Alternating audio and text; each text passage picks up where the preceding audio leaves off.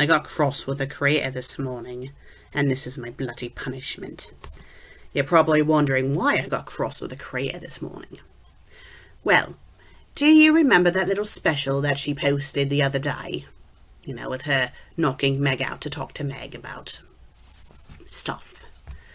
Well, what you guys didn't see was Meg fall. And when Meg collapsed in front of me, she had collided with the coffee table on her way down. After the special had stopped spying on us, I kept asking Meg that day, "Are you sure you're okay? You took a really nasty fall. It looked like the impact was painful." And Meg's like, "Oh no, I'm fine. Just a little sore on the arm, that's all." And you know, Meg does have a couple of bruises on her arm. Nothing terrible, but enough where it's like, yeah, that does look rather painful. And then, fast forward to this morning. I noticed as Meg was getting dressed that she had a very nasty bruise on her lower back / upper bum. This bruise is this bloody big, and it's practically black. In other words, that was from when she had fallen the other day, and I just saw red. I went downstairs, grabbed my cell phone, dialed up the creator, and just gave her a piece of my mind. I was going on for like 5 minutes at least. It was to a point that at one point I could see Meg in my peripheral vision kind of peeking around the corner watching me. And when I finally stopped yelling at the creator's like, "Oh, funny we should have this little conversation. You see, I got a private message on Fanfiction on it the other day from someone named Rube. You might remember him. He wrote that Uneasy Path of Love story. Well, guess what? He wrote a little one-shot about you and Meg. And because of you being oh so charming, you're going to read it out loud on your show. Today. Get dressed and get ready to record." So here I am. She did assure me that compared to the other stories that I've read up until now, it won't be that bad. I mean, she already read it and she said she thought it was cute. But she does know it's going to annoy me. Meg has left for the day. She'll be back in an hour or so. She's just doing some shopping and whatnot. I mean, she asked, "Do you want me to stick around just in case?" And I said, "No, Meg, I'll be fine.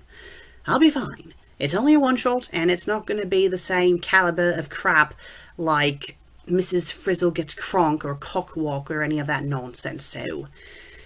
Right.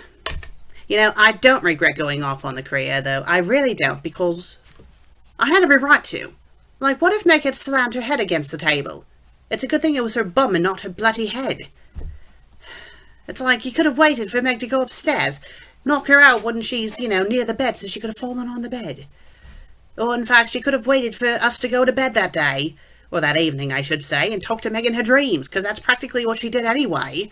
Not give me a bloody panic attack and then find out later on that she did actually hit Meg by doing that.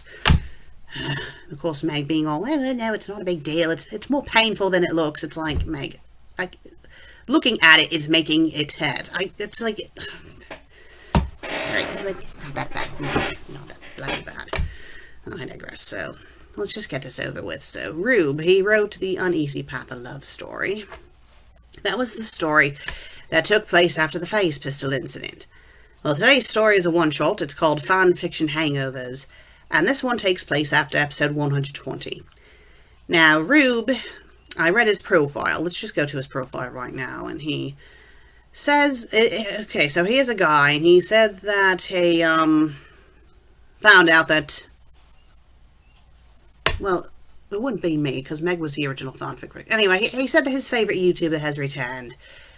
Although it's not Meg, it's me, but I don't know. I guess he just sees it as the person playing us and not us ourselves.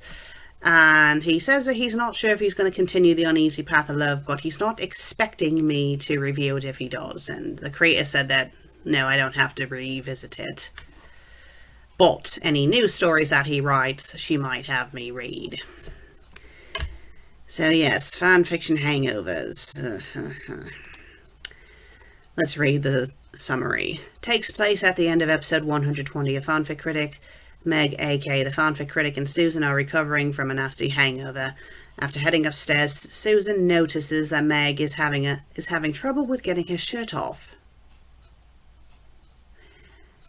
It is then that Susan makes a disturbing discovery.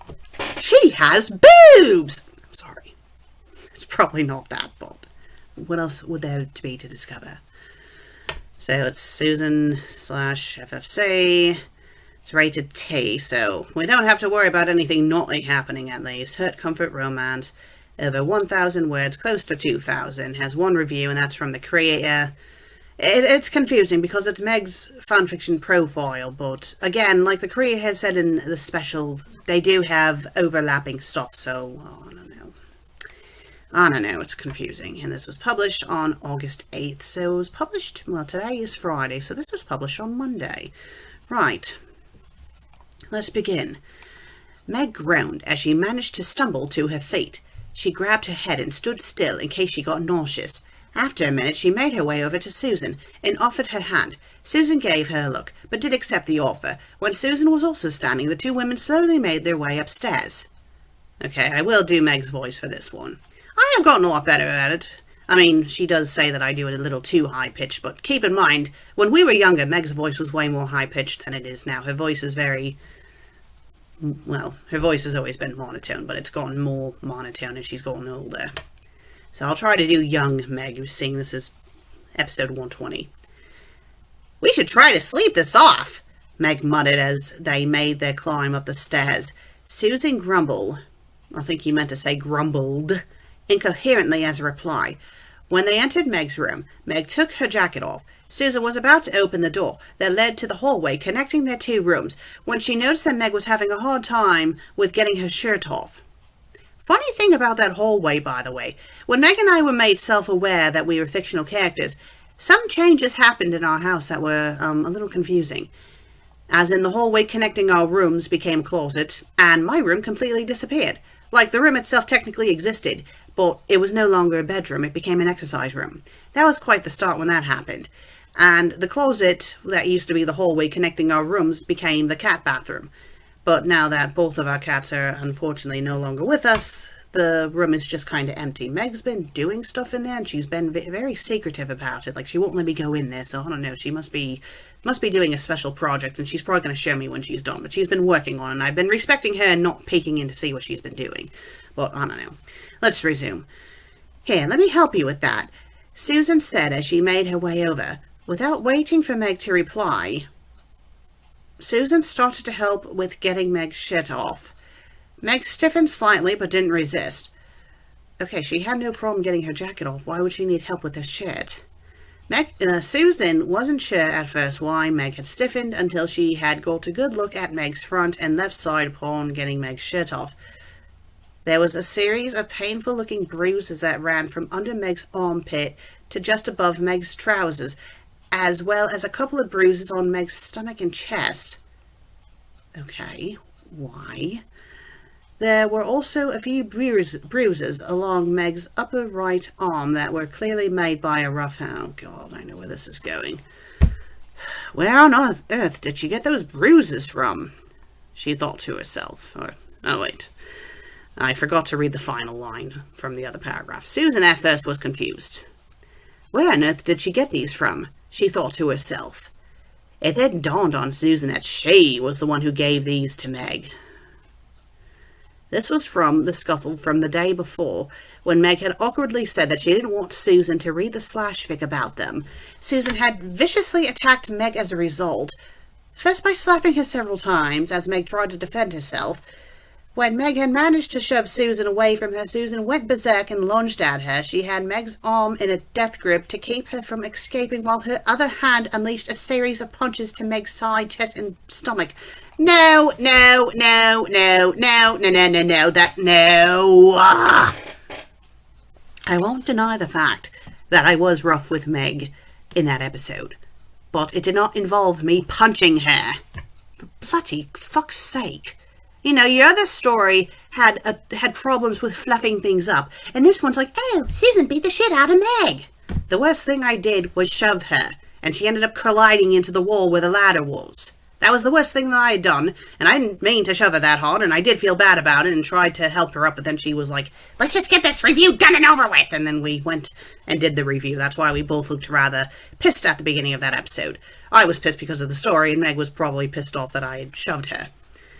A lot of the scuffle that you guys heard was me trying to go back to the laptop, Meg holding me back, Then I turned and slapped Meg a couple of times on the arm to get her to let me go, and then she decided to shove me away from her.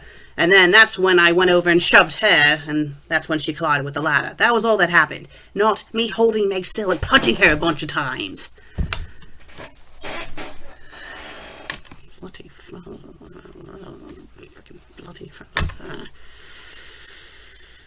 Bloody hell. I didn't realize I had hurt her so. I didn't realize I had hurt her so. I was only punching her a bunch of times. Ha ha ha. Susan felt terrible as she looked over the damage she had caused. You okay, Sue? Meg asked in a concerned tone. Susan stared at Meg, flabbergasted. Am I okay? Are you okay? Damn it, I didn't mean to be so rough yesterday. You should have told me that I was hurting you. How did... When you're punching someone, that is going to hurt. Unless you're doing this.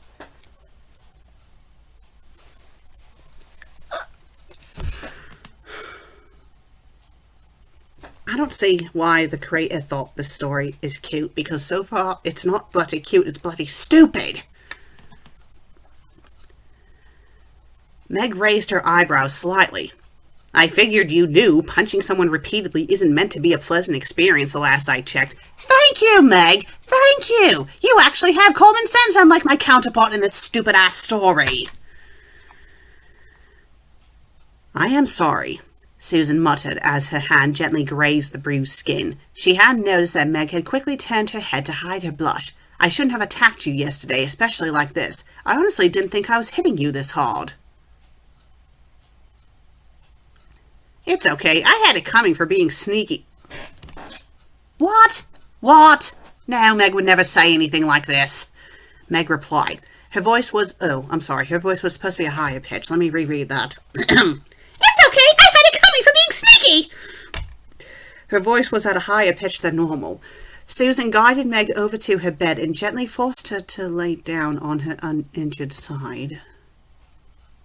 No, you didn't have that coming, Susan said firmly. I took it way too far yesterday and all over stupid slash fan fiction. I think there is some aloe gel in the bathroom. I'm going to rub that on your bruises. I don't think... Would aloe actually work for that? I mean, I could say maybe biofreeze. I did tell Meg when she went out today to get some biofreeze for her bloody bruise, so hopefully she does. But aloe? I don't know. I don't know. Sue, you don't have to. I insist. Susan interrupted. She glanced down at Meg and noticed how flustered she appeared. Susan frowned slightly in realization, but didn't say anything. Instead, she left the bedroom and made her way into the bathroom. She frowned as she rummaged through the cabinet to look for the aloe. She got very flustered when I mentioned the aloe, and was she blushing? Oh, God. Again, this is rated T. This is rated T. It's rated T. Unless it's one of those stories where they messed up on the rating. Oh. Susan thought to herself as she continued to look for the gel. And make sure, Susan, that it's actually gel and not hand sanitizer. Susan found the aloe and held it in her hand as she gathered her thoughts.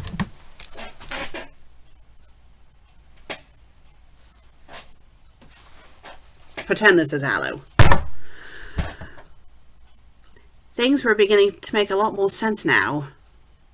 Shaking her head slightly, Susan made her way back into Meg's room. She grabbed Meg's computer chair and brought it over to the bed before she sat down in it. She was watching Meg in her peripheral as she gently began to apply the gel. Meg kept her gaze downwards and was trying to look neutral, keyword trying. Susan was very deliberate about how she was rubbing the gel onto Meg's skin. She was practically caressing Meg, which was clearly getting Meg more flustered. It was at this point that Susan decided to take things further. I mean, how else can you rub something on someone, no matter what? If you, I don't know, caressing like... That wouldn't be very effective. Oh, whatever. Right, sit up, will you? Just for a moment. I'm going to take off your bra. What? It should make it easier for me to get all the bruises. What was I doing? Using Meg's boobs as punching bags? Oh, my God. Susan stated casually. Though Meg's expression stayed neutral, her face briefly turned a deep shade of red. You know, it's kind of funny because I don't think people really like blush. Like, people do blush in reality, but, you know, this sounds like something from an anime, you know? She did obey, though. Meg kept her gaze down as Susan reached around to undo the hooks. Alas, Susan's suspicions were correct. Meg does, in fact, have boobs. I'm sorry. Meg, she had left bruises under Meg's left breast. How? How? How? How? Was it a deal that while I was beating her up, I said, hold still for a moment so I can punch you under the boob? Susan suppressed the mischievous smirk, mostly because of the guilt she felt for being the one who left those bruises to begin with. You really don't have to do this, Meg said sheepishly as she laid back down with her legs still over the edge of the bed. Wouldn't it make more sense for her to just lie down on the bed normally? I'm fine, really. These bruises say otherwise. Besides, if you were so fine, you wouldn't have had trouble with your shirt, dearie, Susan pointed out. She had stood up at this point and was putting a decent amount of gel into the palm of her right hand. I was the one who did this, so I will do what I can to soothe this. Meg shivered slightly as Susan resumed applying the gel to the bruises. She giggled when Susan started on her stomach. Meg struggled with not squirming as Susan continued to rub the gel upon Meg's tummy. Susan chuckled softly as her left hand cupped Meg's side to keep her still. Ticklish, I see. Perhaps I can tickle you as a substitute for the face pistol, she said jokingly, almost done. Okay, that would not work. Especially if, you know, when Meg would sometimes get super crazy and slashing about, I would not be able to get... No, that would be a very stupid idea. And this whole thing with the tickling, this is my fault. Because when I had reviewed this bloke's other story, and I got to the part about him doing the whole thing about me giving Meg a massage on her lower back because of that being where I had shot her, which in reality that's not where I shot her. I had mentioned that I had shot her like in her chest/abdomen, and that Meg is ticklish. So of course the bloody author's like, I'm going to incorporate that into this story. Ha ha ha ha. Susan put a small amount of gel in her palm and then started to rub Meg's upper right arm. She deliberately was saving the bruises under Meg's left breast for last. Oh, God. She glanced at Meg and noted that Meg was extremely flustered. She had her eyes closed and was somewhat breathing quickly. How did I not see it before? It makes so much sense now. I don't get how she could, though, with how I've treated her. Susan paused to add more gel to her hand in a very deliberate motion. Susan gently cupped Meg's left breast and lifted it so she could get a good access to the bruises below. Oh, I think Meg has feelings for me. How am I going to handle this delicate situation? Oh, I know, I'll just cop a fail. What the bloody hell? Meg's eyes shot open in utter shock and were locked in Susan's gaze. How long have you had feelings for me, dear? Oh my God, this is the stupidest thing I have ever read. Susan asked softly. Meg looked horrified and then ashamed. She looked down in defeat. For a while, Meg replied quietly. Susan began to rub the gel on the bruises below Meg's breast. Meg let out a shuddered breath. I'm sorry, Susan. Why are you sorry? Susan asked. Because we're related, though distantly, and, well, our resemblance. It makes no sense for me to, but I can't help it. Meg rambled. She had closed her eyes, which had shown signs of shedding tears. And I know you can never feel the same. You must hate me or see me as a freak. I don't hate you or think that you are a freak, Susan replied. She hesitated for a moment. I would be a hypocrite if I did after all. And of course the story does the bloody predictable thing where, oh, guess what, I have feelings for you too. I hate stories that are bloody predictable. They are so bloody annoying. Meg stared at her incredulously. What? Susan gently squeezed Meg's breast. I love you too, you foolish girl. I love to grope you, apparently. Oh, man. Susan stared at... No, I'm sorry. Meg stared at Susan at a complete loss of words. Susan smiled at her before she resumed her task of rubbing the gel on the bruises. You love me? But I thought your reaction to the fanfic and what you had said in the review... You also said quite a few things, dear, Susan pointed out. Like me, you probably were in denial. Meg frowned, still looking very confused and unsure. I wasn't in denial. I just didn't want to risk losing you if you ever were to find out. My dear, even if I didn't feel the same, you wouldn't lose me. Susan reassured Meg. She then leaned down and softly kissed Meg on the lips. She gently stroked Meg's face, her face, you mean, as they both gazed into each other's eyes.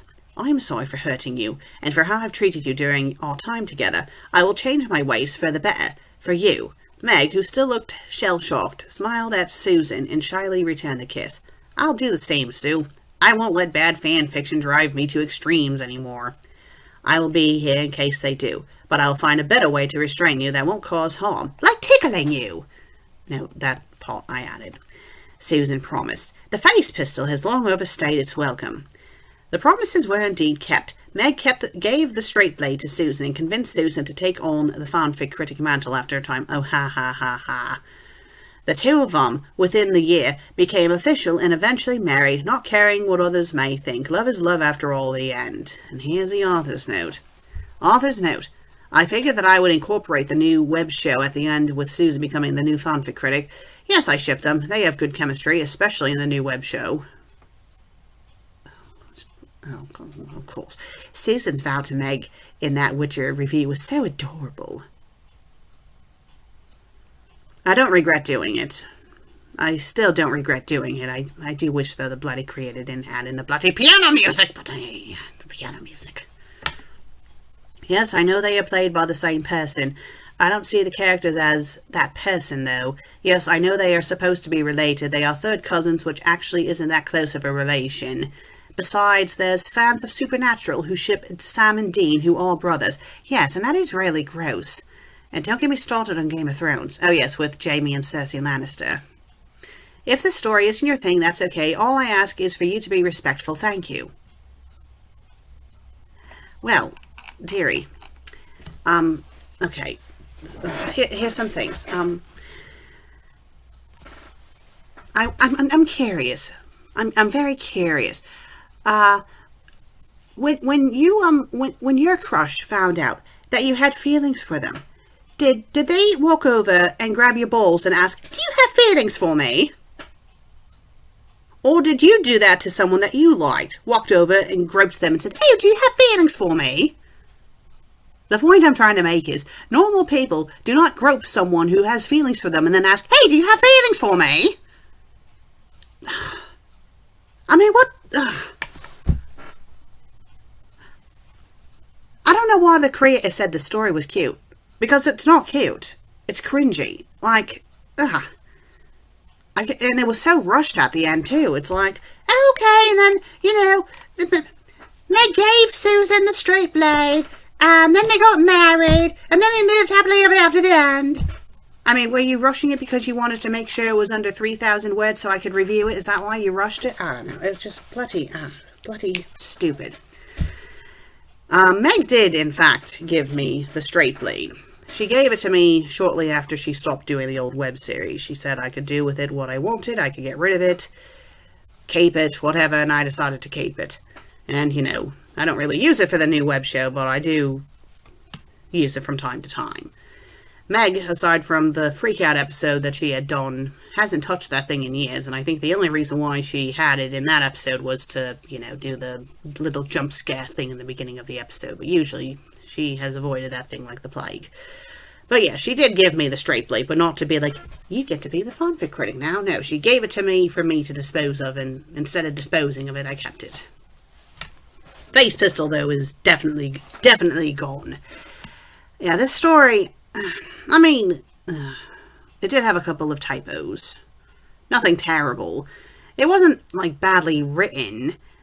And again, maybe if the story wasn't about me and Meg, it wouldn't have angered me so much. But I don't know. The story, again, It did the opposite of what the other story did. Where the other story fluffed things up, this one did this whole thing about me beating the shit out of Megan and then magically having amnesia about the incident until the next day. It's like, no. And I did apologize to Meg about, shoving her into the I didn't apologize that day because after the review we both got stupid drunk and then we both had a really nasty hangover. But the following evening, when we had mostly recovered from the hangover, we did have a sit down and I did, apologize about, getting angry and then shoving her up against the ladder. And she's like, well, I'm sorry for trying to not let you read the story. And, we both apologized to each other. I mean, I'm embarrassed, though, because of how I acted, because I was acting very unreasonable, and especially thinking about it now, how I was reacting was just really embarrassing. Especially seeing worse stories ended up being written about us in the future. And Overlooked Feelings, again, it wasn't a masterpiece, and it had plenty of flaws, but it really wasn't that bad compared to some of the others. I mean, this one wasn't terrible. It was just cringy. I don't see why the creator thought it was cute, because I didn't think it was cute. I really didn't think it was cute, and I don't foresee me rereading this in the future. I suppose if this author does continue to write stories, I'll keep my eyes out, and the creator will probably have me read them on a new. Again, she only had me read this one for the show because, of me getting sassy, and she knew this one would get me mad, but I don't know. Probably to show how my anger was in the past and to remind me of that, some stupid lesson, because I guess her doing what she does to me, as she explained to Meg, was to teach me to control my temper and blah-de-blah-de-blah, which I can kind of get that, but again, I don't regret going off on her this morning, because again, what she did the other day, knocking Meg out in front of me and causing Meg to get this really nasty bruise, and, again, what if Meg had fallen in a different way and had banged her head up against something, I digress. Thank you all for watching today's episode. If you liked it, please be sure to leave a like and leave a comment. And if you haven't subscribed yet, please do. I'd greatly appreciate it. Oh, and also, you'll probably notice that my videos are also on the Manic Expression YouTube page. And you've probably also noticed the Manic Expression logo at the beginning and then the sting at the end. If you haven't subscribed to Manic Expression yet, please do. I think you will like their content. I will be on there along with many other people, and they are rather entertaining to say the least. So please show your support. Alright, well, hope you all have a wonderful day. I'll see you all in the next episode. Until then, cheerio.